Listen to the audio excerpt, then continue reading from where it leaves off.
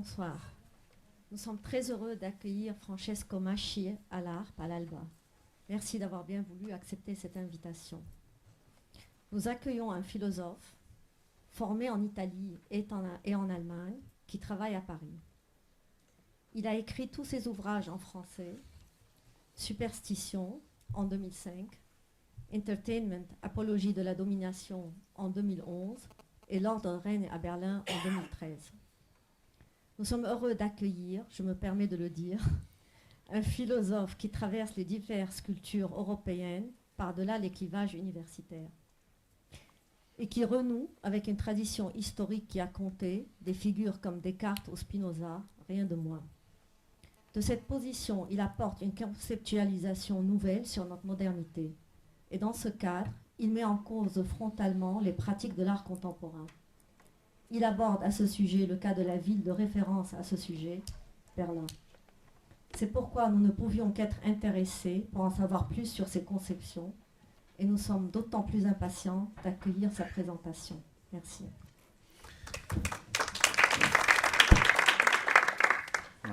Merci Paola, merci à tout le monde, merci d'être venu ici. Je suis très heureux d'être ici à Beyrouth, dans ce cadre-là, à l'ARP et à l'ALBA.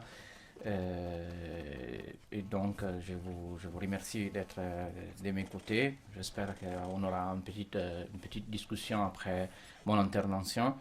Et je vais commencer avec une question qui, en effet, pourquoi Berlin? Pourquoi parler de Berlin ici à Beyrouth? Donc, pour cela, je n'en prends pas la responsabilité. Je la donne à Paola qui m'a invité à tenir cette conférence. C'est peut-être la conséquence d'un livre, de mon dernier livre que j'ai écrit sur Berlin. Et ce n'est pas forcément un livre sur Berlin. On verra dans les cours de ma petite démonstration. Un livre qui vient d'être traduit en allemand en avril, L'ordre règne à Berlin. Donc, en fait, je vais tout de suite dire que c'est pourquoi Berlin, cette ville ne m'intéresse pas d'un point de vue des sociologues, surtout pas, ou d'urbanistes, malheureusement, même si je sais que je suis dans une école d'architecture. Encore moins d'architecte, ce n'est pas ma formation, mais justement, ça m'intéressait d'un point de vue philosophique, bizarrement. Et surtout, c'est l'évolution que cette ville a connue ces 25 dernières années, c'est-à-dire à partir de la chute du mur et ce qu'elle a subi, les évolutions. Pour moi, c'était très frappant parce que du coup, c'était lire un peu ma théorie de la modernité que j'avais essayé de construire dans mes précédents livres, la lire comme ça, comme un livre ouvert dans l'évolution de la ville, dans les changements que cette ville subissait de manière vraiment très radicale, très drastique. Donc, pour utiliser un mot un peu difficile, un peu des philosophes, je dirais que ce sont les conditions ontologiques qui m'intéressent, qui ont permis ces changements-là. Les changements, on peut en discuter, on peut les voir, on peut les analyser. Mais ce qui m'a vraiment intéressé et ce que j'essayerai de voir avec vous ici ce soir, ce sont les conditions ontologiques, c'est-à-dire qu'est-ce qui a rendu possible ces changements-là, ces changements aussi radicaux qu'on avait rarement vu subir par une ville, en tout cas par une grande ville en Occident, dans l'Occident des grandes villes comme Londres, New York, etc., qui évidemment subissent aussi la même évolution, mais de manière peut-être on pourrait dire un peu plus contrastée, un peu plus difficile, avec des choses qui sont un peu plus compliquées. En gros, pour être un peu plus explicite, on ne parlera pas de gentrification. Pour moi, c'est un mot qui n'a aucun sens si on ne comprend pas, parce que c'est un gros mot, en effet, dès qu'on commence à parler d'une grande ville qui subit des évolutions, d'un changement des relations sociales, des changements économiques. Même ici à Beyrouth, moi je suis là depuis hier, j'ai souvent entendu ces mots-là dans les quartiers où je suis. C'est un processus de gentrification. Je ne nie pas l'importance de ces mots-là, mais pour moi, si on ne comprend pas les usages qui changent d'une ville. Gentrification, c'est un mot un peu vide qui ne signifie rien. C'est une sorte d'étiquette. Si on ne comprend pas pourquoi certaines conditions se mettent en place pour que une gentrification, donc un changement d'un tissu social s'opère, c'est pas forcément très intéressant, en tout cas pour moi, pour quelqu'un qui essaie d'avoir une lecture un peu plus vaste que les territoires même d'une ville.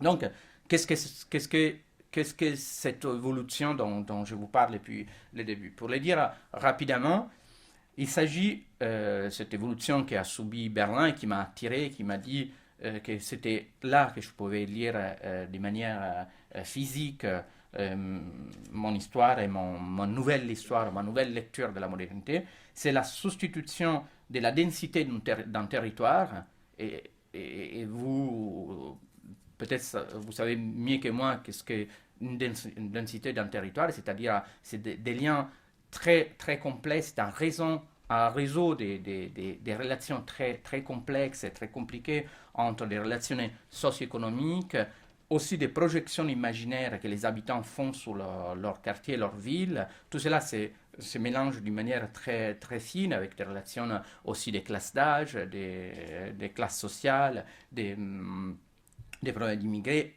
et avec une reprojection de tout cela dans l'imaginaire.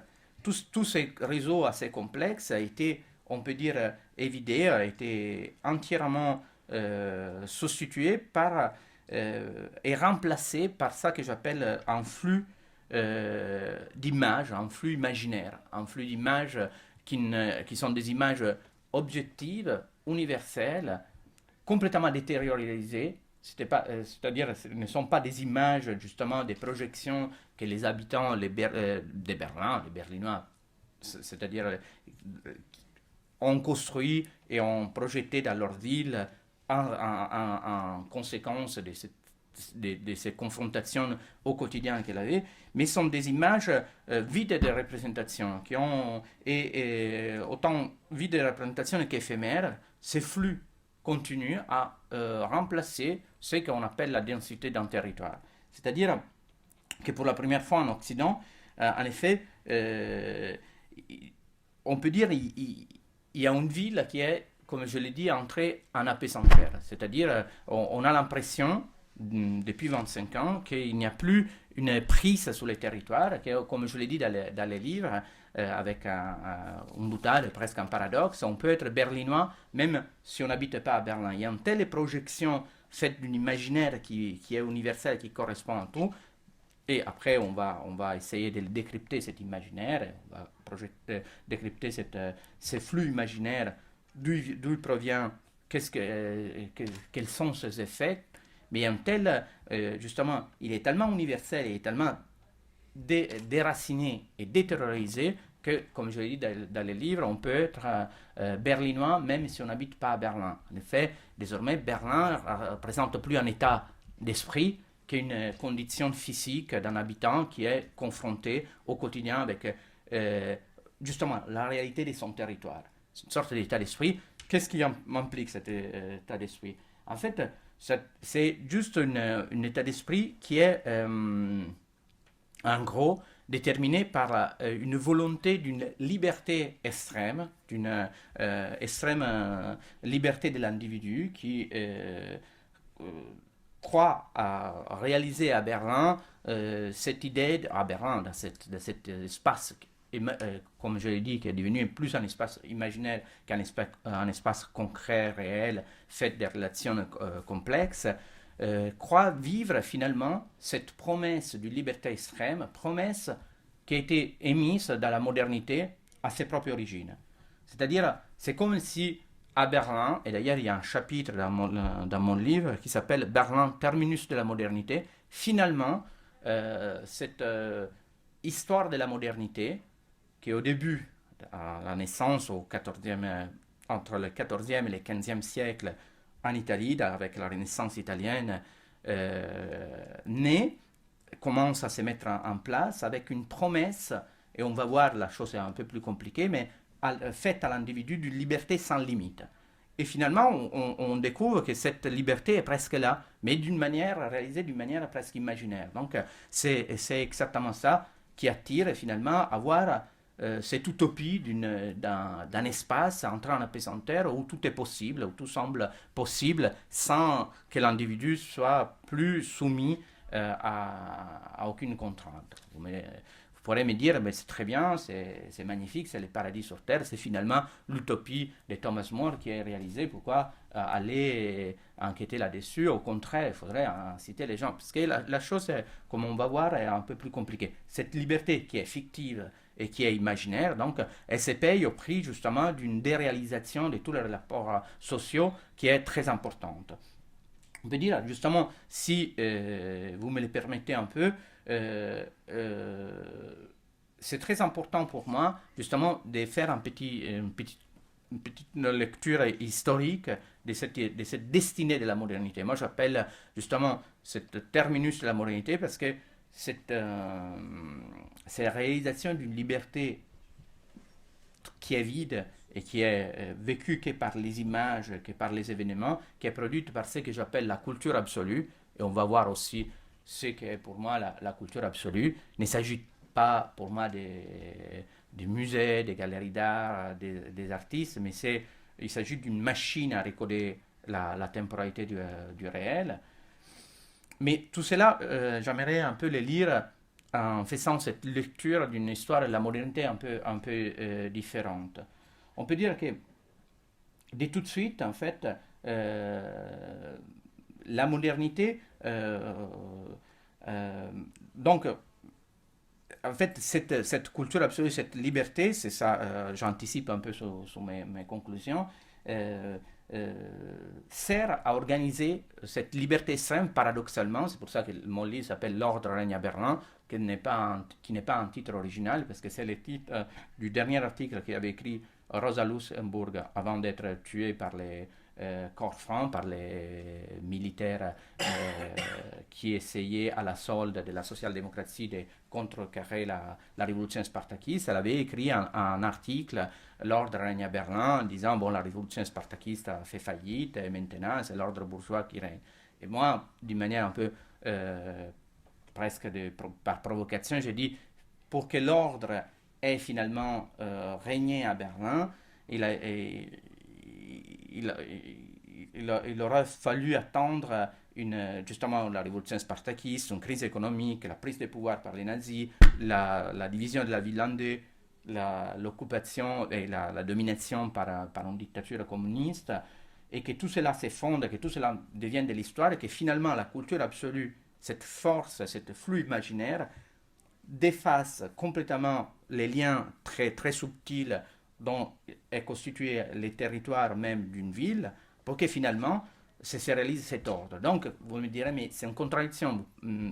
Tu parles de liberté d'un côté et de la mise en ordre d'une société. Justement, c'est exactement ça, ça que j'appelle la destinée de la modernité. Et j'anticipe sur la fin de l'histoire, par contre on va retracer parce que c'est très important de comprendre comment ça a évolué. C'est exactement cette liberté qui est vécue via les images, ces flux imaginaires, ces événements, etc., qui est devenue une force d'organisation d'un territoire, même une organisation sociale.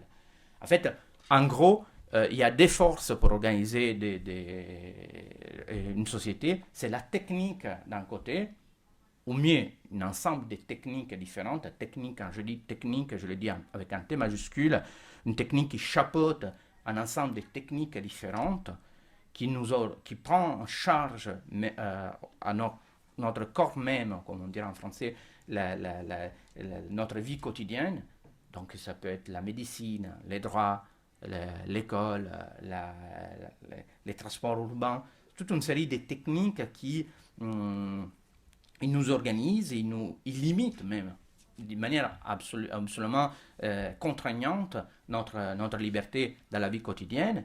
Et d'un autre côté, il y a ce que j'appelle la culture absolue. On va voir qu'est-ce que c'est cette histoire de culture absolue, pourquoi absolue, et pourquoi la culture, pour moi, ce n'est pas tellement les musées, les galeries d'art, les artistes, c'est quelque chose d'autre, dont tout cet appareillage, ce n'est qu'une conséquence qui justement sert aussi, avec cette promesse de liberté extrême et surtout avec une association qui vous paraîtra assez bizarre, donc la culture absolue ensemble à la morale et à l'économie, donc cette monstre tricéphale, parce que normalement on a tendance à dire non, la culture elle est vraiment opposée à l'économie, c'est même une force. Pour moi, malheureusement, malgré la bonne intention justement d'être cette force autonome et d'émancipation, la culture absolue, avec la morale et l'économie, sert aussi en couplage, on peut dire, structurel avec la technique, à organiser la vie des êtres humains, la vie de l'être ensemble, la vie sociale. Donc, comment ça s'est passé? Justement, il est venu peut-être le moment pour que vous puissiez un peu comprendre tous ces termes que j'ai commencé à vous présenter comme culture absolue, liberté fictive, subjectivité fictive, de comprendre comment cela s'est structuré. Je vous disais, il faut revenir peut-être pour comprendre pourquoi Berlin est le terminus de la modernité, il faut revenir aux origines de cette modernité même. Alors, aux origines de la modernité, comme je vous disais, autour du 15e, 16e siècle, la modernité même s'est trouvée confrontée à un paradoxe.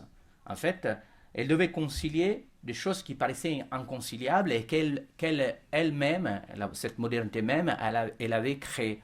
C'est-à-dire, d'un côté, il y a l'individu, la naissance de l'individu. Pour la première fois, en fait, au XVe siècle, on peut penser, il y a toute une série d'études historiques qui démontrent ça, apparaît quelque chose comme l'individu. Avant, en fait, les hommes étaient pris dans des relations très rigides, structurées de manière verticale, et on ne pouvait pas parler d'un individu, de quelqu'un qui était justement complètement abandonné à lui-même. Parce que la position de l'homme dans la société, elle était claire, elle était rigide, elle était fixée une fois par toutes. Même la relation entre une ville et la capitale d'un empire était structurée de manière verticale. On peut dire que toute la société était organisée de manière organique, verticale. Il y avait des positions fixes et figées qui ne pouvaient pas bouger.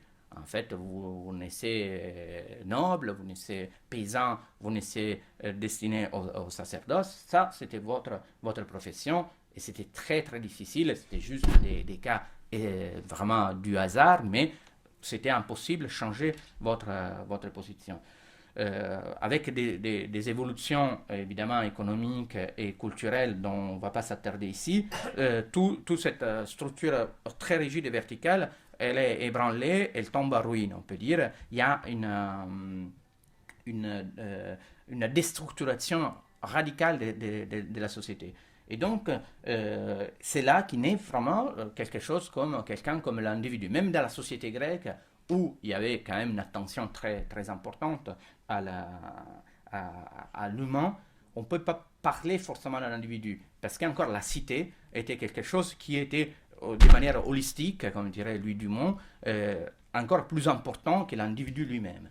Cet individu-là naît vraiment avec cette déstructuration d'une société organisée de manière très verticale. Donc d'un côté, il y a la naissance de l'individu qui revendique du coup une liberté et qui veut être de plus en plus extrême. Donc cet individu découvre d'être dégagé de tous ces liens, qui le tenaient prisonnier presque, le tenaient captif, l'homme, donc il se découvre comme individu et commence à avoir la revendication d'un espace de plus en plus indépendant, de pouvoir intervenir et gérer sa vie de manière de plus en plus autonome par rapport à son ordre, à sa famille, à son statut social et toute une série de relations à son sexe aussi. C'est des choses qui évidemment n'arrivent pas tous ensemble, mais il y a une prise de conscience d'une liberté absolue individuelle, donc une volonté de revendiquer cette liberté de manière encore plus forte. Mais en même temps, la société, avec cette structuration fonctionnaliste, on appelle comme ça, donc horizontale, avec une déstructuration, comme je disais, avec une division des techniques qui prend en charge cet individu même qui naît, a la tendance, au contraire, à contrarier cette liberté-là. Né aussi au XVe siècle avec une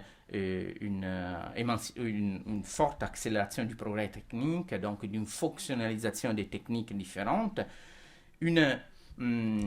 comment dire, une emprise du corps social qui devient très, très, très envahissante sous cet individu même. Donc, des choses inconciliables, je vous disais. Il y a un paradoxe à résoudre. D'un côté, l'individu avec sa volonté d'être quelqu'un d'extrêmement libre et de gérer entièrement sa vie, et d'un autre côté, toute une série des techniques et aussi une structuration fonctionnaliste de la société qui tend au contraire, à envahir absolument, à prendre en charge la vie au quotidien de cet individu. Comme je vous disais, la technique, les droits, la médecine, etc. Pour toutes ces techniques-là, l'individu n'existe même pas. En fait, pour la médecine, on est toute une série de symptômes. On n'est pas un individu à part entière avec une histoire, comme par exemple pour des médecines traditionnelles, comme les médecines chinoises qui prennent en compte tout un aspect. Pour la médecine occidentale, c'est très, très, très ciblé. On a une série de symptômes. Pour les droits, on a des cas à comparer avec un droit, avec des cas, etc. Donc cet individu qui naît, finalement, il est tout de suite démembré en toute une série. Il naît et presque, on pourrait dire, il disparaît tout de suite. Il naît, il découvre sa liberté, mais toute cette liberté est tout de suite, comment dire, très très limitée. Mais cette envie de liberté reste. Donc, se présente devant la modernité, au moment à l'aube de la modernité, des voies pour résoudre ces paradoxes. Une voie qui serait les voies du politique, et je tiens bien à dire du politique au masculin, de parler du politique en tant que principe d'organisation et pas de la politique en tant que technique d'administration, une technique parmi les autres dont je vous ai parlé.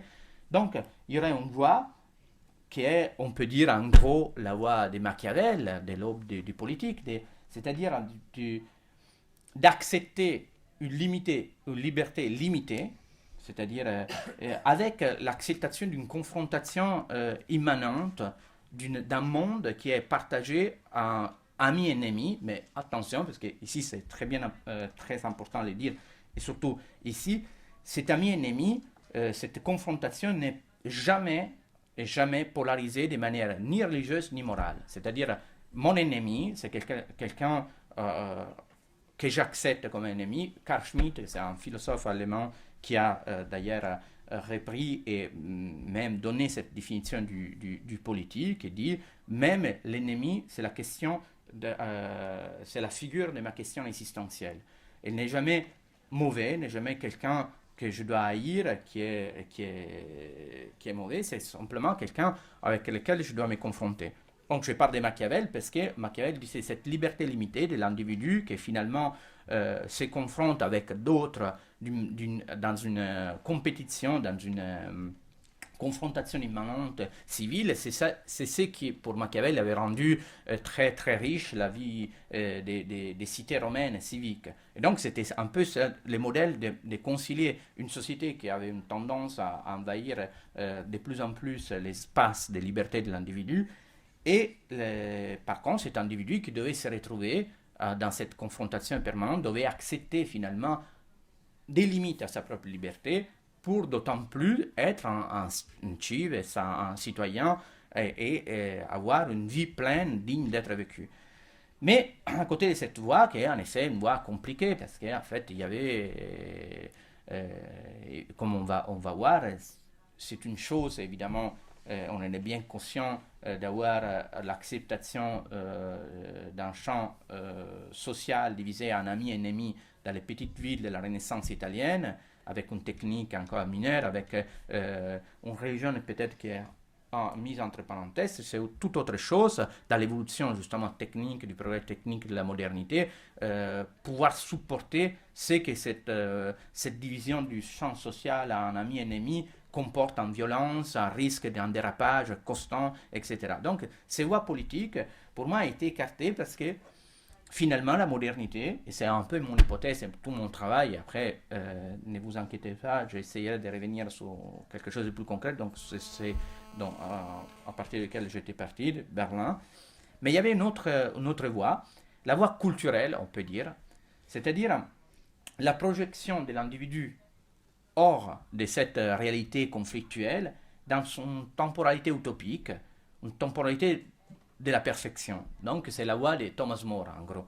C'est d'un côté on a la voie qui a été indiquée par Machiavel, d'un autre côté on a cette voie d'une utopie, d'un monde parfait qui n'est pas encore là, mais qui finalement, justement, ce que j'appelle les événements, ce que j'appelle les images, n'arrête pas de promettre. Cette réalité, ce monde parfait n'est pas encore là, mais il est imminent. Il peut être à tout moment réalisé grâce à cette saut hors du réel, hors de ce réel qui est imparfait, qui est déficient, qui n'est pas bon. On peut réaliser ces sauts-là pour attendre finalement cette perfection, un monde justement réconcilié de la perfection, tel que l'utopie, par exemple, de Thomas More, mais beaucoup d'autres utopies après celle de More les démontrent. Donc cette voie culturelle, je crois que, et c'est mon hypothèse, c'est celle-là que la modernité a pris, et c'est celle-là qui arrive doucement à notre ville, justement, capitale, plus capitale allemande, tout court, aux villes complètes, capitale de cette utopie imaginaire qui est Berlin. Mais en fait, pour y arriver encore, notre parcours, il est un peu accidenté, il y a des passages. En fait, cette voie culturelle, cette promesse de d'une réalité parfaite, d'un monde absolument sans aucun conflit, où l'individu puisse jouir justement d'une liberté extrême sans jamais être dérangé par les autres, etc., met en place une temporalité justement imaginaire et cyclique. C'est ça que je dis, d'une temporalité qui est faite de cette promesse, donc du coup c'est une promesse très culturelle, qu'on va voir pas tout de suite, mais que les images vont s'approprier au moment des pré-romantiques, mais j'anticipe pas pour pas vous mélanger. Donc il se met doucement en place une temporalité cyclique et imaginaire qui est faite d'une promesse, d'une attente que cette promesse soit réalisée, et d'une déception. Et paradoxalement, cette déception, parce que finalement, cette réalité irréconciliée, cette réalité parfaite n'arrive jamais, parce que, rappelons-nous, l'homme, l'individu vraiment n'existe pas de la réalité, il est pris en charge par cette technique-là, donc cette promesse-là n'arrive jamais à empiéter, comment dire, à contraster cette surpuissance de la technique.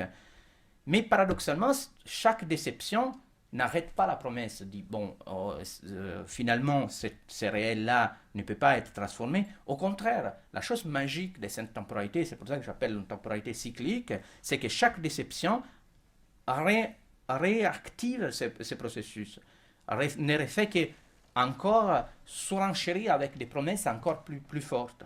Donc encore une temporalité d'attente et encore une temporalité de déception.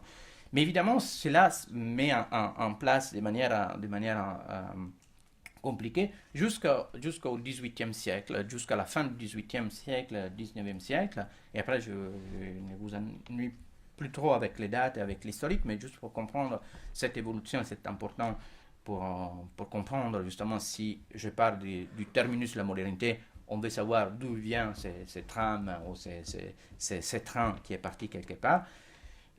Pendant les pré-romantiques, c'est là qui naît ce que j'appelle la culture absolue, justement, cette temporalité utopique, elle est complètement embrassée par les pré-romantiques, dans le sens où, finalement, sous les ruines de la Révolution française, donc une tentative politique, du coup, d'obtenir ce monde parfait, on sait que les révolutionnaires, comme dit Walter Benjamin, cassaient les horloges, comme pour dire les temps s'arrêtent, justement, il n'y a plus une temporalité du progrès. Finalement, on fait éruption dans un monde qui n'y a même plus une temporalité, il n'y a plus d'attente. Finalement, la promesse est accomplie.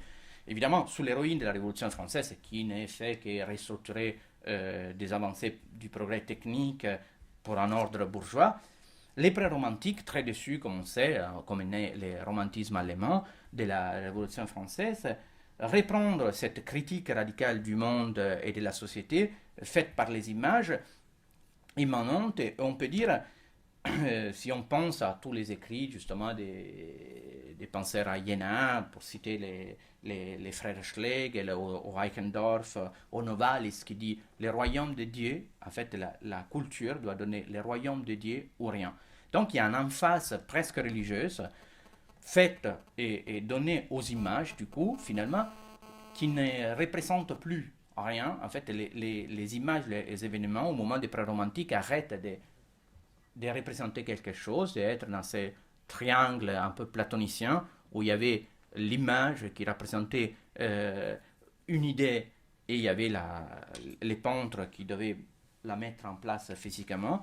Les images deviennent ce que j'appelle autonomes. En fait, elles deviennent vides de contenu parce que leur unique contenu consiste en cette promesse exorbitante d'un monde amélioré, d'un monde meilleur. C'est là que, justement, ça que j'appelle la voie culturelle devient vraiment réelle, devient vraiment une option. C'est-à-dire, et paradoxalement, c'est au moment même où les développements techniques, des différentes techniques, fait vraiment que l'individu, ce qu'on avait connu à cette œuvre, disparaît complètement de la société pour réapparaître justement grâce à cette culture absolue, avec ces images autonomes, etc., comme ce que j'appelle une subjectivité fictive. C'est-à-dire une subjectivité qui devient, du coup, grâce à cette promesse-là, d'être encore dans un monde encore meilleur moralement, et ça c'est important, du coup, meilleur que la réalité qu'on connaît, qui est défectueuse, déficiente, etc. Cette subjectivité fictive, du coup, elle est absolument maître absolu de la tradition un peu kantienne. C'est un sujet absolu qui est absolu maître de lui-même et qui jouit de cette à laquelle il jouit pas encore, mais on va y arriver, mais auquel on promet du coup liberté extrême. Mais cette liberté, comme je vous dis, elle est payée au prix de sa désubstantiation. Cette subjectivité fictive qui est faite de ces images-là, qui est secondaire à ces flux des images qui ne font que se réactiver les unes avec les autres, n'a aucune substance. Cette liberté-là, n'existe qu'au niveau de cette promesse continuelle qui est continuellement renouvelée. Donc on peut dire, si avec les romantiques, cette culture absolue se met en place, et la culture absolue, évidemment, le monde des romantiques et notre société étant très différente, elle connaît en effet une histoire un peu, là aussi, un peu compliquée. Elle connaît deux grandes crises. Évidemment, les moments des avant-gardes et ce qu'on appelle les théories critiques. Alors, au moment des avant-gardes, évidemment, il y a commence à avoir les soupçons à l'intérieur même de ça que j'appelle la culture absolue, que ce sont peut-être les images mêmes qui font écran à cette irruption dans le réel qu'elle n'arrête pas de promettre. En même temps, on promet ce bonheur, mais on ne fait que produire encore des événements, recoder les réels dans cette temporalité de la promesse, attente, déception, promesse, attente, déception. Donc, au moment des avant-gardes, les premières avant-gardes, et commence à mettre les doutes que finalement c'est les images même qui font écran. On veut le réel, là tout de suite on fait faire l'éruption.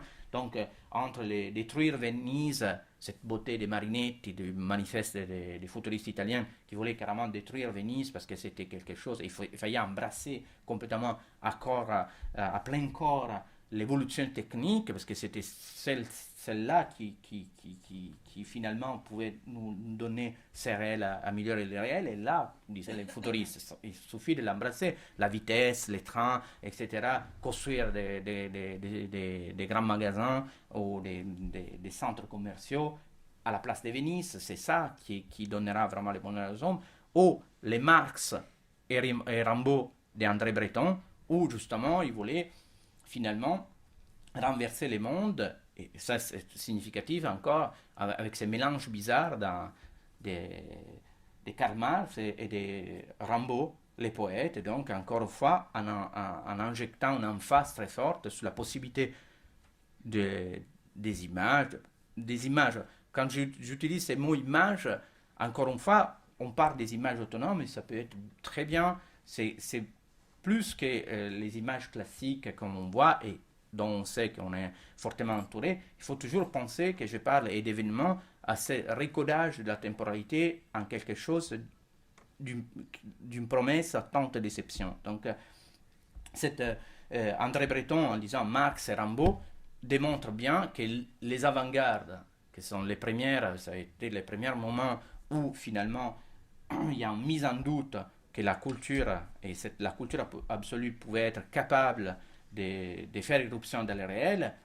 Avec Marx et Rimbaud, on comprend déjà qu'encore une fois, on fait encore on fait une surenchère sur la promesse. Plutôt qu'arrêter de promettre, les avant-gardes n'auront que comme effet de démultiplier, de servir à démultiplicateur de cette promesse emphatique d'une réalité encore meilleure et d'une éruption d'un réel moralement meilleur, et donc d'avoir des ennemis moralement déterminés.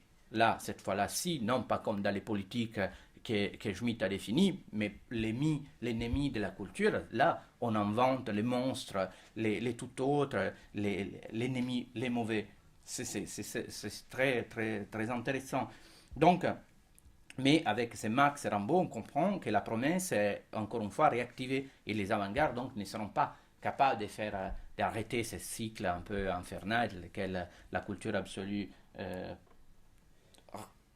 tient captif ce que j'appelle les subjectivités fictives dans leur promesse de liberté illimitée, mais qui finalement n'a pas de répercussions, n'a pas de substance dans la vie ordinaire, dans le monde ordinaire.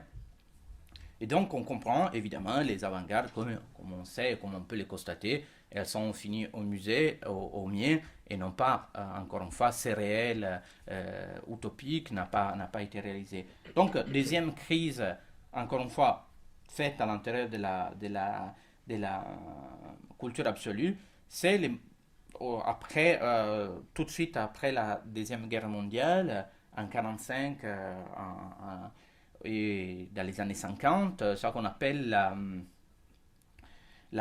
les théories critiques. Je dis les théories critiques au pluriel parce que normalement on dit la théorie critique, c'est une série de penseurs allemands, juifs émigrés à Los Angeles qui réfléchissent sur ça et qui reviennent en Allemagne, mais en France on a d'autres versions avec le situationnisme.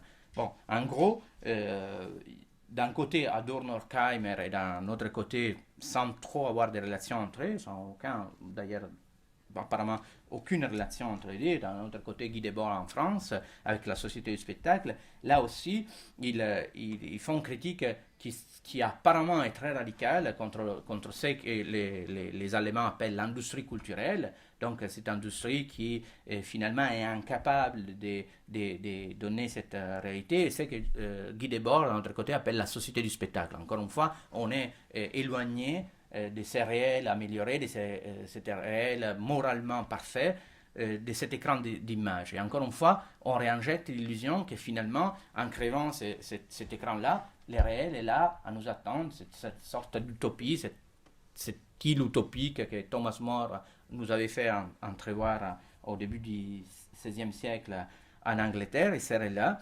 Mais, encore une fois, je dirais que les théories critiques me font l'effet de ces personnages justement de la littérature allemande, les barons de Münchhausen, qui était un personnage qui est en train de se noyer dans des sables mouvantes et qui essaie de se sortir de ces sables mouvants en se tirant lui-même par ses cheveux. Donc quelque chose d'assez paradoxal parce qu'évidemment, encore une fois, les théories critiques ne font que reproduire, redémultiplier cette promesse qui est originaire à la culture absolue. Donc en gros, on n'obtient pas, on ne crée pas cet écran d'image, mais il y a une démultiplication, au contraire, des images et des événements. Donc il y a même une accélération de cette temporalité de la déception. Je dirais qu'en gros, justement, à ce moment-là, on passe dans une temporalité qui était très axée sur cette promesse emphatique, quasi religieuse, je dirais, d'un monde amélioré, à une attente permanente. On pourrait dire qu'on est entré dans la culture absolue, dans une phase où c'est plus l'attente qui compte, on ne sait même plus qu'est-ce qu'on attend. La subjectivité fictive, ce que j'appelle les subjectivités fictives, sont en phase perpétuelle d'une attente. On est passé d'une promesse emphatique à une phase d'une attente permanente. C'est par contre, le travail qui continue, c'est cette positivisation du réel, cet recodage d'un réel qui est justement, qui serait conflictuel, qui pourrait avoir plein d'aspérités, qui pourrait avoir de latence du politique, qu'il faudrait embrasser, accepter. La culture absolue, donc, ne sert qu'à les positiviser, à justement déstructurer tout ce qui pourrait être préhensible ou embrassable par les politiques et pour rendre quelque chose qui est absolument lisse et qui est absolument positif. Donc, on pourrait dire que la modernité a appris à gérer cette énorme production de contingences dont elle est faite par une surenchère, par une politique de la surenchère de contingence et pas par quelque chose qui les contraste. Donc, et je reviens, pourquoi Berlin? Donc, bizarrement, cette histoire-là, pour moi, a trouvé un écho presque évident dans l'évolution, comme je vous disais, des 25 ans de cette ville qui est au contraire, qui était en Occident au moins, une ville, et vous ici, vous en savez quelque chose, dans laquelle les blessures même d'une version non politique, mais de la monstruosité de l'hyperpolitique, donc d'une déchirure terrible, étaient inscrites dans la pierre même. Donc c'était quelque chose qui était une ville en Occident chargée d'une histoire avec une latence, en tout cas, du politique qui était très, très forte. En 25 ans, cette histoire-là a été complètement, on peut dire, dissoute, complètement effacée, pour laisser la place, justement, comme je vous disais, à ces flux qui pareil, qui paraît très difficile d'arrêter, d'images, d'événements qui donnent justement et qui nourrissent ces subjectivités fictives d'illusions de liberté qu'elles n'ont pas, en fait, une liberté illimitée que dans le monde réel n'ont pas, parce que ces flux-là, encore une fois, n'est jamais capable d'avoir un effet réel sur cet ensemble de techniques qui, par contre, elles, ont continué à progresser et continuent au contraire à déstructurer de manière de plus en plus radicale et entrer, Foucault parle du biopolitique, mais on peut être encore plus radical, à gouverner, à prendre en charge, à programmer la vie physique des êtres humains. Mais cela dit, en fait, je ne veux pas, et je conclurai sur ça, pour peut-être vous laisser la parole, pour voir si je n'ai pas été trop clair, parce que je sais que c'est un discours peut-être un peu nouveau, il y a beaucoup de concepts, et malheureusement, peut-être ce n'est pas très évident de finalement embrasser ce discours qui dirait que finalement la culture absolue n'est pas ou la culture en tout cas, ou cette production, surtout dans une école d'art et d'architecture, je me rends compte que ce n'est pas facile d'accepter que finalement n'est pas une force d'émancipation telle qu'on le pense, justement, la culture absolue se le raconte. C'est-à-dire, se raconte une histoire où la culture serait une force d'émancipation pour l'individu, et il y aurait des forces hostiles, comme l'économie, justement, les capitales, surtout l'économie, qui aurait contrasté et aurait, on peut dire, déturpé ou serait venu à un peu violenter cette pureté de la culture absolue. Les choses sont un peu plus compliquées, comme je vous disais, c'est la culture absolue joue très bien et réactive chaque fois des jugements chargés de morale, et sur ça, l'économique, qui est une force neutre, se greffe tranquillement, donc ce n'est pas pour moi un hasard si il y a de la spéculation en art, il y a eu une spéculation dans les processus culturels, parce que l'économie étant quelque chose de neutre, elle spécule où elle peut. Mais cela dit, pour revenir à Berlin, je ne veux pas vous donner l'illusion que les réels auraient disparu. Évidemment, on parle d'une ville de 3,5 millions habitants. Et en plus, ce qui est important, et que je n'ai pas assez souligné, justement, pour moi, Berlin n'est pas, comme je vous disais, ce n'est pas tellement allé sur Berlin, c'est une ville sur, justement, cette évolution de la modernité que toutes les villes, en Occident ou pas, parce que, comme je vous disais, j'en ai eu des témoignages ici. Bon, je ne peux pas parler de Beyrouth parce que je suis là depuis des jours. Ce serait vraiment ridicule si je commençais à analyser la situation qui est bien complexe de la ville ici. Mais il y a en tout cas en Occident une évolution, un devenir, on pourrait dire, Berlin du monde qui est radical. Simplement, à Berlin, pour des conditions extraordinaires, la chute du mur, pour des conditions, justement, même pas l'économie, fait ses barrages assez déferlantes, assez flux imaginaires. Mais je ne veux pas dire que Berlin est dans une situation exceptionnelle. Au contraire, elle est, comme je vous disais, dans cette situation un peu plus avancée que tous les autres. Mais Paris, moi j'habite à Pigalle, mon quartier est évidemment dans ce même processus investi par ces surinvestissements imaginaires. Et comme je vous disais, mon discours ne signifierait pas que la réalité n'existe plus. Au contraire, ce dont je parle a des retombées très claires, très concrètes sur la ville. Si le maire de Berlin peut, devant une assemblée d'hommes d'affaires de Londres, revendiquer comme un slogan via armes aber sexy, nous sommes une ville pauvre mais sexy, évidemment lui aussi il joue sur cet surinvestissement, cette liberté complètement imaginaire.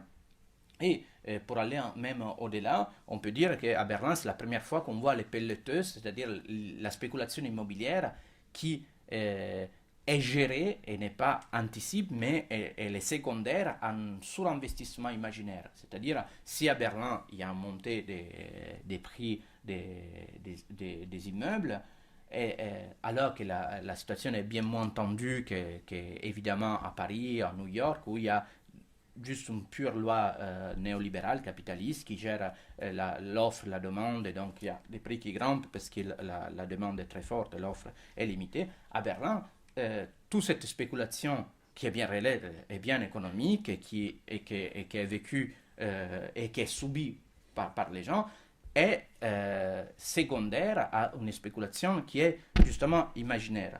Et pour aller encore plus loin, je dirais que même Berlin démontre que les vieux schémas justement de la galerie d'art qui étaient très convenus, justement les schémas souvent utilisés par les gens qui parlent de la gentrification, de la galerie d'art comme un agent d'assainissement d'un quartier. En effet, on sait que dans un quartier un peu populaire, vous l'avez ici dans les quartiers où je suis, ça suffit de mettre une galerie d'art et toutes les choses commencent petit à petit à se mettre en place. C'est-à-dire, il y a les artistes qui vont s'y installer, et il y a les bars qui ouvrent, il y a les restaurants, etc. Les prix grimpent, etc. Finalement, les artistes partent ailleurs, mais ils utilisent. À Berlin, même ce schéma est devenu caduque. Parce qu'il y a quelque chose, un phénomène encore plus important. On peut dire que ce travail de récodification du territoire, il commence à détendre et à s'attaquer même à l'histoire. Juste pour conclure avec ça, à Berlin, à l'Empire, il y avait un château qui est dans les centres de la ville. Il y avait le château de la famille impériale. Ce château avait été semi-détruit par les bombardements alliés. Et donc, il était dans la partie est de la ville, il avait été détruit et le gouvernement de la DDR avait construit les palaces de la République. C'était une sorte d'assemblée populaire de la République démocratique d'Allemagne.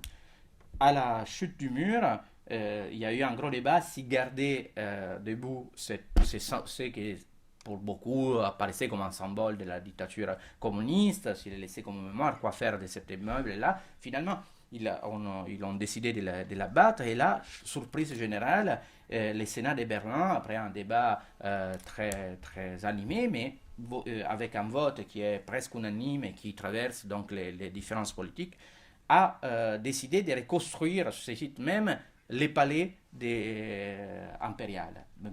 Chose qui est justement frôle le kitsch, dans le sens comme Hermann Brock définissait le kitsch, là où on injecte des valeurs où il n'y en a aucun. Parce que ces palais-là, en fait, ils ne savent pas quoi en faire, ils ne savent pas même pas quoi mettre dedans, parce qu'évidemment, il n'y a pas de famille impériale, donc on construit une façade à la place des choses. Et donc, encore une fois, je vais conclure avec ça. Justement, on a rendu caduque justement cette histoire d'assainissement du territoire.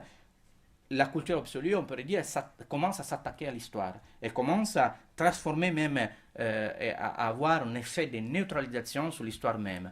Du coup, on a la façade d'un palais qui n'a aucun sens et on rend l'histoire, on nous rend justement spectateur d'une histoire qui, s'il y avait quelque chose qui devait être lié justement à un territoire, à la difficulté, il y a justement un effacement d'une mémoire, d'une densité, d'une richesse d'une mémoire. Donc, pour vous dire pourquoi Berlin et pourquoi en parler ici, peut-être ça commence à faire sens parce que évidemment toute distinction très très différente. Ici aussi, je pense que c'est une ville chargée d'une histoire très compliquée et évidemment, je pense que ce flux imaginaire, il est partout, il est quelque chose comme je vous disais au début, n'est pas quelque chose d'anodin, et les noyaux même de la modernité, c'est peut-être même la destinée de la modernité de réorganiser via les images, les relations et de faire transiter, transcoder toutes les relations sociales d'un point de vue fictif et imaginaire. Donc, j'ai conclu, et si vous avez des questions...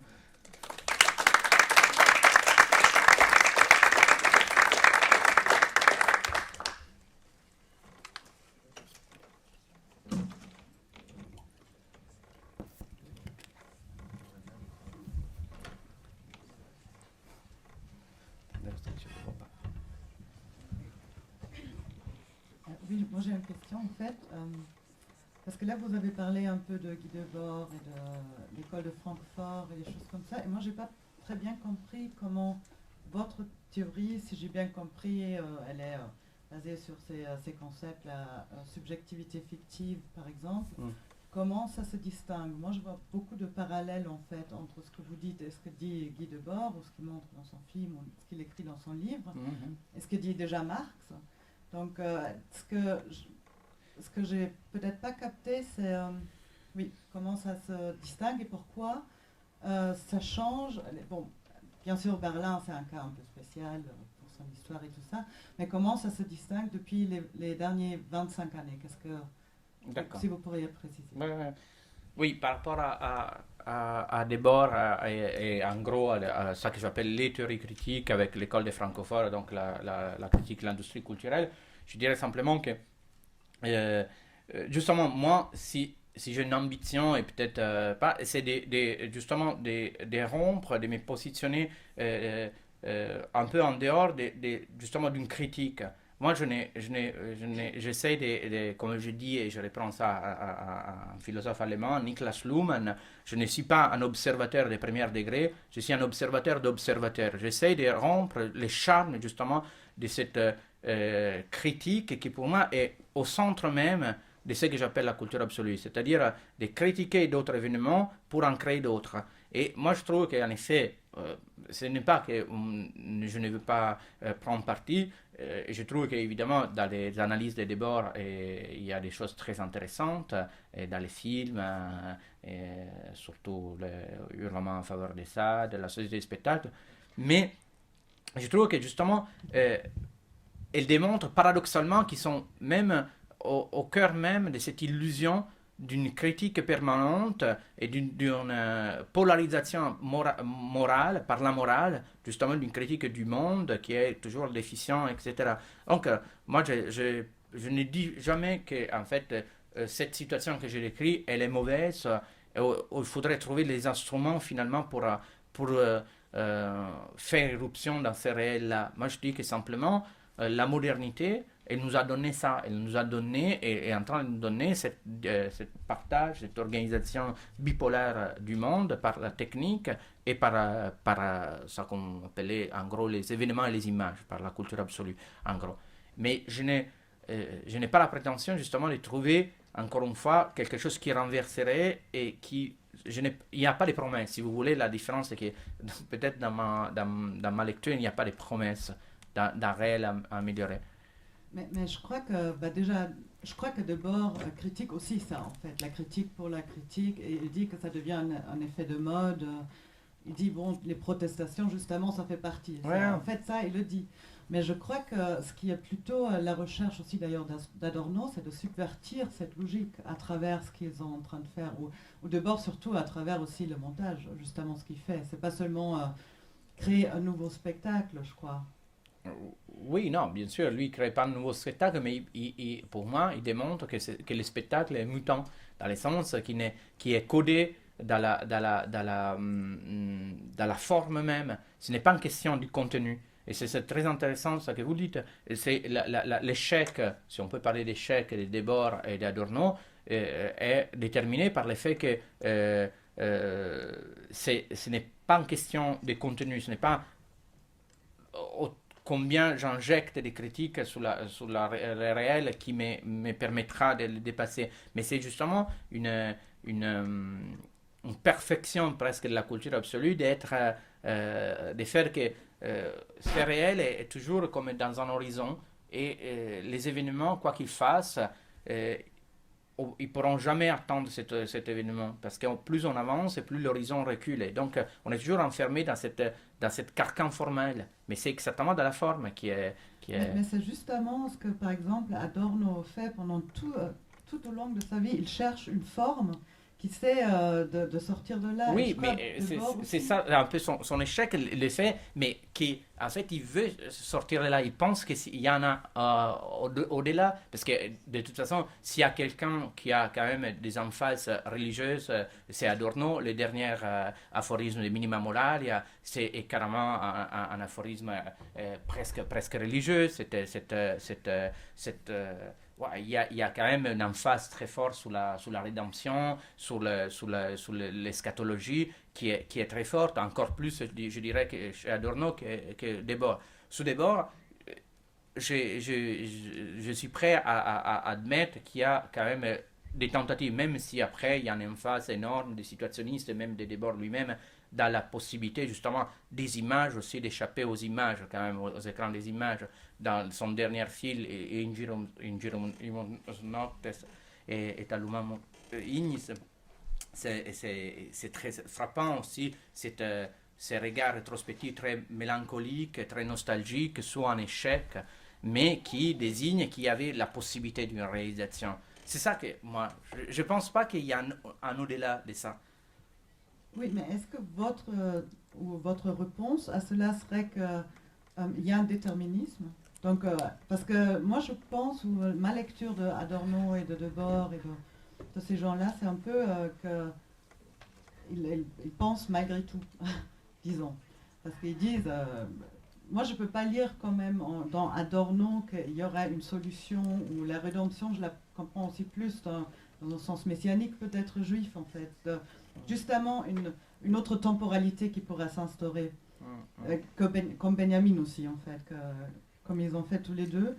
Mais je crois que tous les deux étaient décidément contre l'idée d'un déterminisme total, de quelque chose où peut-être contre une certaine idée d'une individualité ou d'une subjectivité telle qu'elle nous présente les médias, l'industrie culturelle ou ce qu'on veut. Mais je crois que tous les deux seraient contre cette idée de déterminisme. Et je me demande comment vous positionnez par rapport à ça.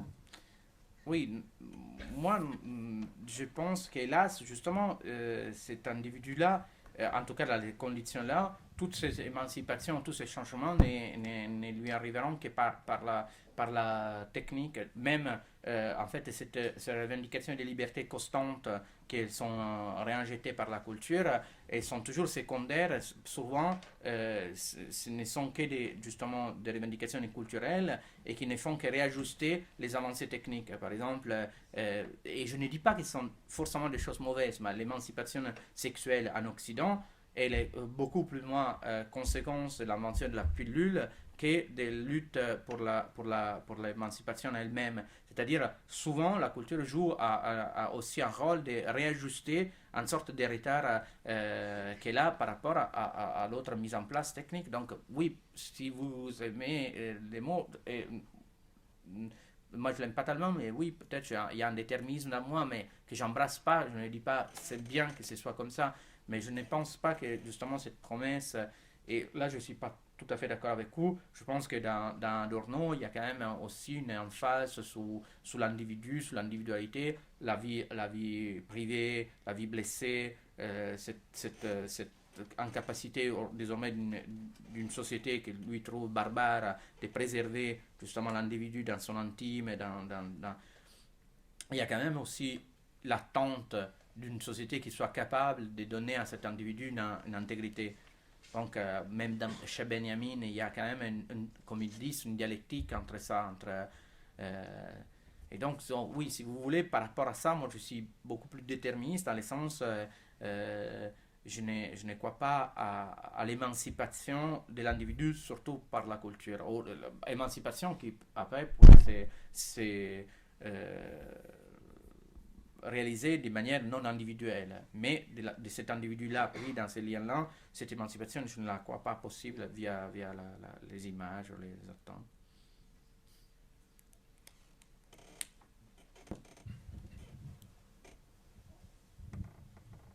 Merci, très intéressante cette dernière réponse. Je voulais juste faire plus une remarque qu'une question par rapport au palais à Berlin, à la façade de ce palais, Ouais. dont a été en fait décidé à l'unanimité la réérection, si je puis me permettre. C'est pas seulement à Berlin, c'est particulièrement allemand. Il faut savoir que la ville de Münster, par exemple, quasiment toutes les façades ont été reconstruites aussi. Oui, que la ville de Dresden a été reconstruite, que la ville de Francfort, toute la vieille ville en fait, a été bombardée puis reconstruite. Et que c'est vrai que c'est très intéressant d'avoir mis le doigt dessus parce que c'est une particularité kitsch allemande qu'on ne retrouve pas ailleurs. Cette forme de réparation à l'identique en fait. Mais là, je pense que dans le cas du Schloss, c'est un peu différent de la reconstruction qu'on peut trouver en effet pas bien jolie. Là, je crois qu'il y a un enjeu du coup politique au contrario qui se joue. Même à Münster, c'était un enjeu politique. Oui, bien sûr, mais là, il y a quand même des centres de pouvoir qu'on choisit de neutraliser d'un même coup. Il y avait un pouvoir. Là, quand on reconstruit une ville, en effet, on a une relation un peu étrange à son propre passé et on commence à voir, je ne veux pas dire que c'est complètement différent, mais je trouve que dans les Schloss, on a quelque chose qui s'ajoute du fait que ce sont des centres du pouvoir qui, du coup, sont complètement neutralisés par la reconstruction de quelque chose qui a que l'apparence de quelque chose d'irréel et qui n'est pas du tout réel. Mais en fait, c'était les Schloss, les palaces de République, avec ceux qui comportent en fait, les sièges de l'impérialisme, de l'empire prussien, et de l'autre côté, les centres du pouvoir communiste. Absolument. Mais ce qui est intéressant en fait par rapport à la symbolique en fait des bâtiments qui ont été reconstruits, la quasi-totalité sont des bâtiments politiques ou culturels, comme à Dresden. Et en fait, ça amène une deuxième remarque par rapport à la notion de culture absolue et de cette réalité projetée, un peu comme une carotte derrière laquelle on court indéfiniment. Comme Sisyphe, on court indéfiniment en fait. Il y a un détail qui est très intéressant par rapport à la question de la modernité, c'est le fait que à la fin du 19e siècle, dans toute l'Europe, les objets traditionnels des colonies, en fait, particulièrement les objets sacrés ou les objets de la vie de tous les jours, vont nourrir les sciences sociales, les musées d'ethnologie, les musées d'anthropologie et les artistes. Les avant-gardes. Et là où ça devient très intéressant, c'est que, parce que j'aime beaucoup ce que vous dites sur cette réalité projetée, c'est qu'à mon avis, ce principe de réalité projetée, c'est un principe purement moderne, en fait. C'est-à-dire que dans la tradition, c'est l'inverse. Lorsqu'on regarde un masque africain, lorsque Picasso regarde un masque africain au musée de l'Homme, il voit une réalité qui a déjà existé avant lui. Donc il va produire à partir de ça. C'est un autre réel qui va démarrer à partir des Demoiselles d'Avignon. En fait, si vous mettez un Brancusi à côté d'un masque Ibo, c'est magnifique, hein, Constantin Brancusi, mais ça ne tient pas à côté d'un masque Ibo. Parce que le masque Ibo, il a une réalité qui précède le moment où vous le regardez. Tandis que le Brancusi, sa réalité démarre à cet instant. Ouais, Et je crois que ça, c'était... ouais, bien sûr, bien sûr. Pour Il y a vous un emmener rapport au culte et à la culture, justement, ce qu'on appelle Voilà. culte, culture. Il y a une présence et une présence projetée. Dans un côté, il y a ça qu'on appelle une présence avec un P majuscule, dans le sens il y a quelque chose qui s'incarne et quelque chose qui se désincarne complètement. Absolument. Ouais. Mais ce que j'ai trouvé intéressant, c'est la manière dont vous, en permanence, depuis la Renaissance, vous mettez, encore une fois, comme Sisyphe, ce rocher qui est en permanence, enfin, peut-être pas comme Sisyphe, mais comme un horizon inatteignable, cette réalité qui fait avancer sans jamais accéder, en fait, comme un mythe. Voilà. Merci.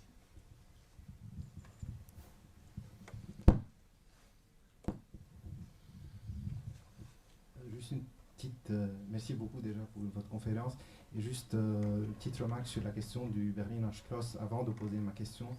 J'ai trouvé beaucoup plus dramatique la destruction du Palace de la République qui s'est fait aussi lentement, projeté sur un tel vrai drame que la construction d'un Schloss kitsch. Je pense que pour beaucoup d'Allemands de l'Est ou de Berlinois de l'Est, la destruction du Palace de la République a été vécue comme un drame. Ma question est concernant cette culture absolue. Est-ce qu'elle, quelque part, ne met pas de côté ou ne rend pas justice à tous les indifférents, que ce soit les Souabes de Prenzlauer-Berg ou les Arabes de Neukölln, ou même aux vrais militants, c'est-à-dire ceux qui essaient d'avoir de nouveau une emprise sur le réel et qui militent contre cette culture absolue. Et la question qui est incluse dans cette question, c'est comment est-ce que votre pensée est reçue à Berlin ou comment vous prévoyez qu'elle sera reçue une fois le livre est publié en allemand. Merci. Oui, non, c'est très intéressant ce que vous dites, justement sur la destruction déjà du Schloss, de la Place de la République, qui en effet c'était quelque chose déjà assez violent. Et du coup, mais encore une fois, je dis que là il y avait presque une violence qui encore une fois, elle était presque porteuse presque d'une violence politique qu'on pouvait saisir de manière politique. Ce qui est extraordinaire après de la construction du Schloss, c'est qu'on est face aussi à la possibilité de cette contradiction. Comme vous dites, les gens étaient complètement choqués. Là, on bouche, on empêche justement cette latence-là, on la coupe même. Je ne voulais pas dire que c'était complètement un geste politique, mais donc c'est assez intéressant. Et après, pour vous répondre, évidemment, comme je disais, je ne parle pas quand je dis c'est une ville qui est en train d'appesantir, je suis bien conscient qu'il y a, sans parler des gens engagés, une ville de 3,5 millions et demi d'habitants, on est bien conscient qu'il y a des gens qui travaillent, qui ne sont pas forcément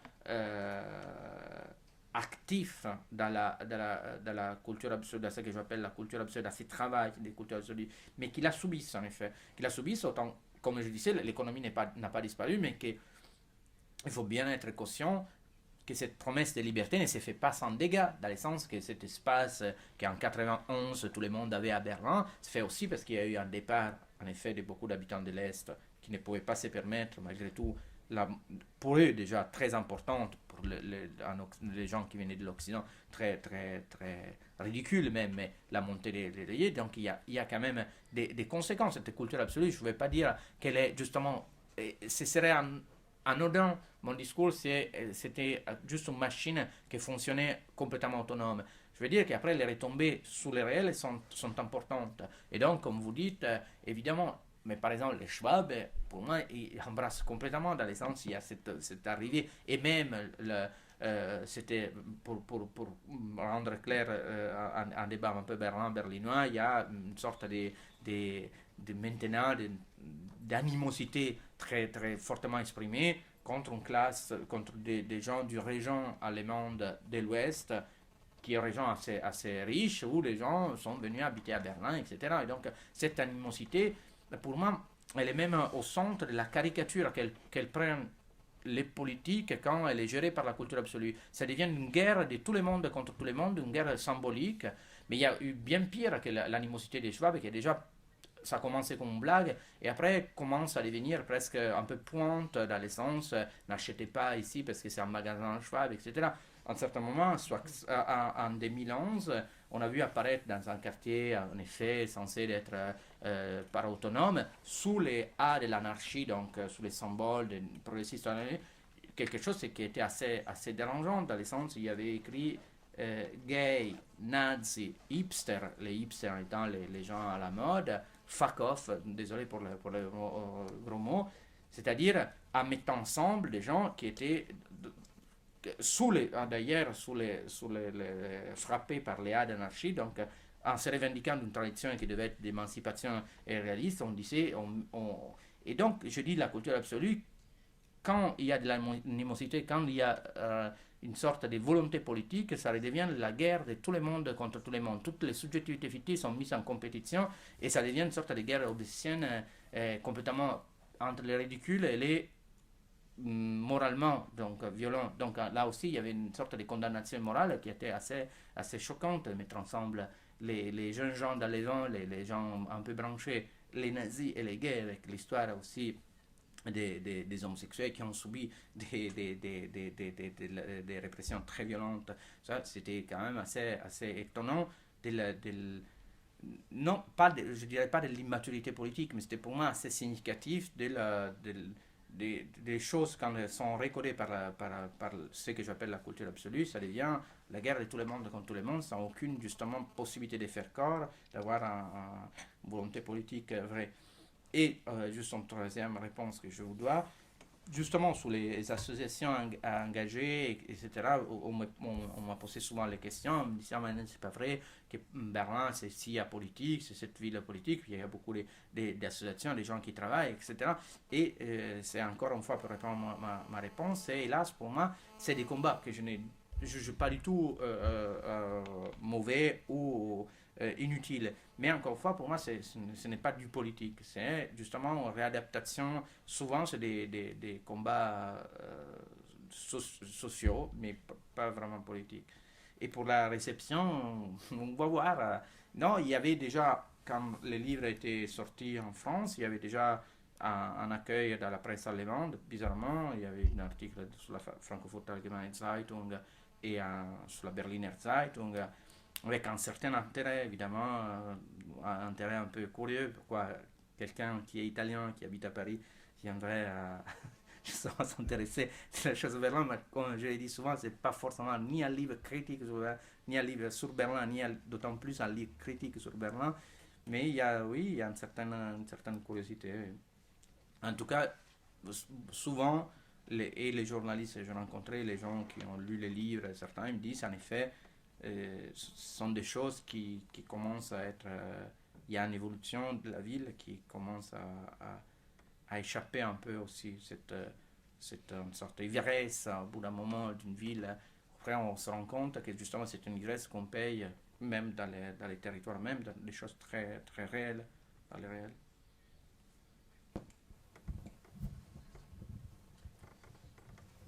Vous avez mis en parallèle ou en face à face deux mondes. Le premier, c'est le monde du réel qui est gouverné par les techniques, et d'un autre côté, le monde de l'utopie, de la réalité imaginaire qui est maintenu par la déception fréquente. Je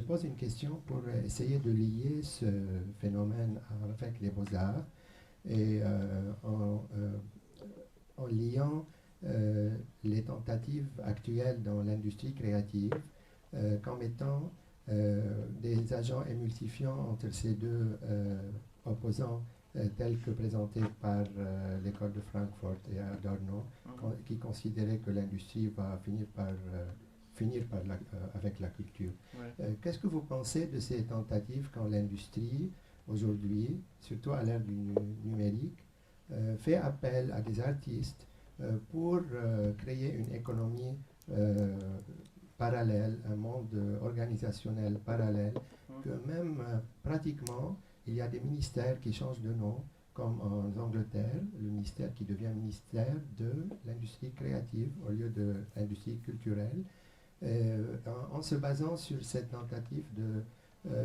réconcilier le monde de la reproduction industrielle avec le monde de l'imagination et la créativité. Je pense ici à des modèles comme Swatch, qui fait appel à des artistes pour dessiner pour Swatch, mais après cette reproduction de Swatch, les artistes ne deviennent pas des designers, ils revendiquent ça en tant qu'œuvre d'art. Donc cette unicité de l'original qui devient industrialisée et qui maintient son valeur symbolique, artistique. Aussi, je pense à l'industrie de Nike qui fait appel à Klossky pour intervenir. Et donc, qu'est-ce que vous pensez de ces actions artistiques? Est-ce que vous pensez que c'est une façon de contrepenser cette déception? Oui, ça suffit aussi de penser à l'industrie du luxe.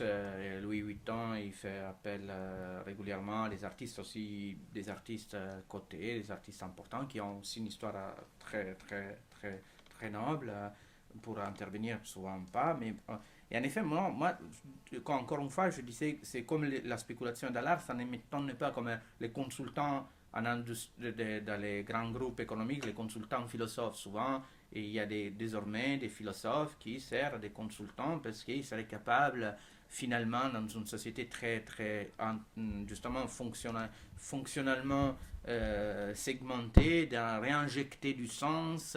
Et c'est exactement ce qui m'inquiète, cette quête du sens d'un monde qui, de toute façon, ce sens-là ne l'utilise que pour être, c'est de l'huile dans la machine, comme on pourrait dire avec cette métaphore un peu facile, mais c'est exactement, on a peut-être compris, parce que au fond, la culture absolue, elle a toujours été un peu présomptueuse en pensant, de toute façon, avec ses jugements moraux qu'elle donnait sur le monde, elle pensait que de toute façon, l'économique, où c'était une force brute, etc., qu'elle allait s'approprier d'elle-même, elle n'avait pas les capacités, finalement, de s'approprier. Et en fait, l'histoire étant beaucoup plus complexe, en s'étant, comme je dis, mis en place dès l'origine de la modernité, ces couplages structurels, ce n'est pas un hasard, c'est finalement ce que j'appelle des systèmes qui sont complètement autonomes de la culture absolue et de la technique, parfois se rencontrent et ils ont des mariages qui sont aussi heureux pour l'industrie qui du coup se donne en fait ces plus-values. Encore une fois, il faut se demander pourquoi il y a ce besoin constant dans une société contemporaine de plus-value du sens, de quelque chose qui soit absolument parfait, etc. Parce que justement, c'est ce que j'appelle la subjectivité fictive. Ça, on pourrait dire, c'est l'industrie vue du point de vue de la subjectivité fictive. Encore une fois, on pense que quelque chose qui est absolument neutre, comme disait Heidegger, la science ne pense pas. Et en fait, on a cette illusion qu'elle devrait penser, devrait commencer à produire quelque chose qui ait du sens. Donc c'est encore une fois un peu une vision déjà autonome de la culture absolue, qui est comme si elle se regardait dans un miroir, ou comme si elle regardait dans le miroir ce monde de l'industrie. Donc ces couplages structurels, certaines fois, ça finit par point occasionnel de fusionner, et ce n'est pas si surprenant. Mais cela permet aussi justement à tout un côté, ça permet aussi un effet qui est aussi pervers, de tout un côté d'entretenir les mythes d'une pureté de la culture absolue, d'avoir cette chose de sécession, c'est-à-dire les impurs, c'est les collaborateurs, ceux qui collaborent, mais il y aura toujours un petit manipule des gens purs. Alors que les choses ne se structurent pas comme ça. S'il y a de la collaboration, c'est parce que ontologiquement, je dirais, il y a les codes pour que ces choses-là se mettent ensemble et ça dépasse la volonté personnelle. Mais cela permet aussi ce discours, cette rémoralisation en disant il y a les corrompus qui collaborent avec les méchants capital et finalement il y a les purs. Et encore une fois, on réinstaure une division complètement fausse et qui est autopoïétique.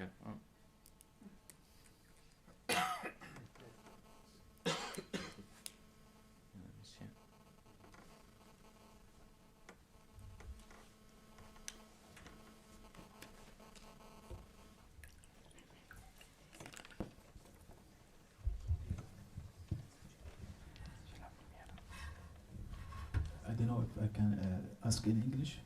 Yeah, a little bit. Not very well, but... Okay. You start talking about modernity, starting from the Renaissance and reaching, the French Revolution. But you're talking about what is considered in the is known as the postmodern or postmodernity, and many historians talk about postmodernity. The collapse of Berlin Wall and starting the globalization, and in the same time the collapse of the Soviet Union, and these sometimes there is some kind of borders between these ages, modernity, post-modernity, and globalization. I don't know, in the Arab world we don't recognize them, as we consider modernity as post-modernity and as well as globalization in the same term. But I think in the Western mentality, they have some kind of they recognize these periods. How you start with the Renaissance and end with the globalization? You avoid talking about post-modernity. You avoid talking about Hegel and Descartes and Kant, who's established the modernity mentality. I don't know. I feel that there is a long, jump from Renaissance to globalization. I don't know how can we understand this.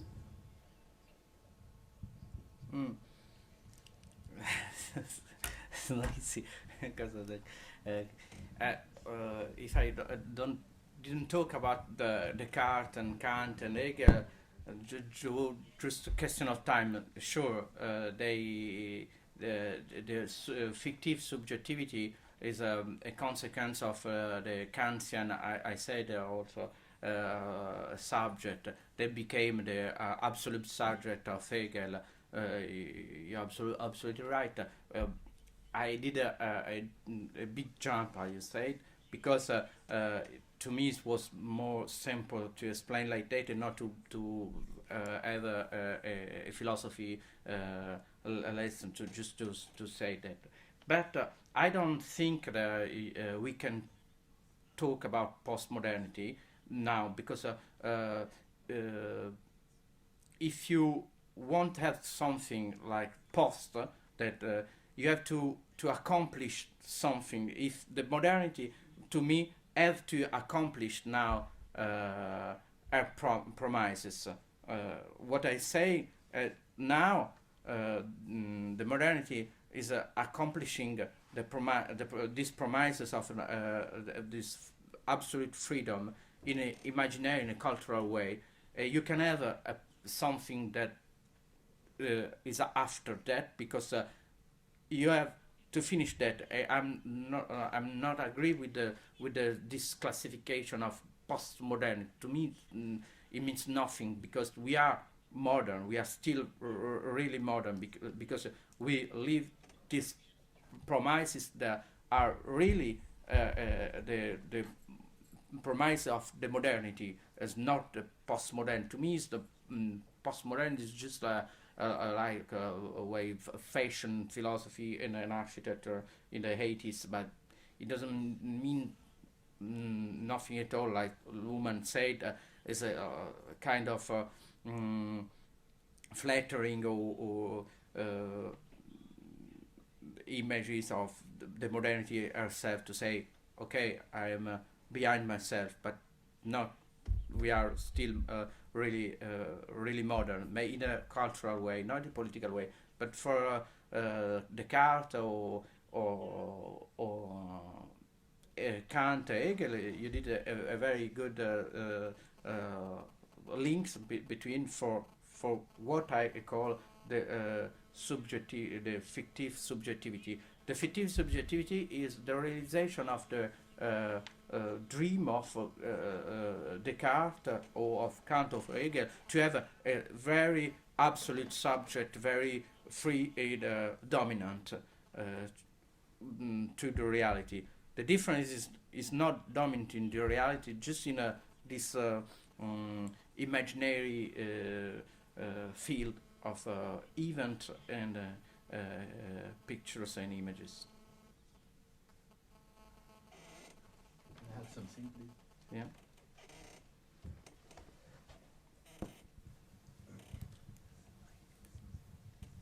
Thank you very much for I think the question was very interesting here because, I mean, as far as I'm concerned, I live in Berlin. So you live in Pigalle, no? Yeah. Yeah. You write a book on Berlin. Yeah. Je vais continuer en français. Vous habitez à Pigalle, vous écrivez un livre à Berlin, vous venez en parler à Beyrouth. Moi, ce que je trouve intéressant, vraiment dans toute votre discussion, c'est qu'elle pose une question, en fait. Elle pose la question de la lecture du monde qu'on a aujourd'hui, qu'elle soit postmoderne, moderne, altermoderne, ce que vous voulez, globale. Elle passe toujours par le prisme d'un esprit qui a été européen, occidental et qui l'a développé. Aujourd'hui, dans cette question, lorsqu'il parle du monde arabe, on est en droit de se poser la question si Kant ou Descartes, qui sont vraiment les apôtres de la modernité, ont à un moment donné une alternative dans les cultures non occidentales modernes, c'est-à-dire extra-occidentales traditionnelles. Et à mon avis, la réponse, la chose la plus fondamentale, c'est que le modernisme et la colonisation sont liés. C'est-à-dire qu'aujourd'hui, dans le monde arabe, le monde asiatique, le monde latino-américain, la lecture du monde, elle passe à travers un processus, comment dire, un entrelac entre le colonialisme et la modernité. Une relation d'interdépendance entre les deux. Oui, oui, mais moi je n'ai aucune ambition de tenir un discours autre qu'un discours d'un point de vue occidental, absolument. Je ne tiens pas un discours, pour moi, cette modernité, en effet, et je vous donne absolument raison, c'est une modernité occidentale, qu'on le veuille ou ne le veuille pas. Mais après, je ne nie pas que ailleurs, il y a eu d'autres histoires, et qu'ailleurs, comme vous dites, puissent se mettre en place des histoires qui échappent à ça. Et pour aller même au-delà, pour mon discours ne tient que dans ce qu'on appelle des démocraties occidentales, dans le sens, dès qu'il y a d'ailleurs une dictature, même en Occident, ce que j'appelle la culture absolue devient quelque chose de complètement différent.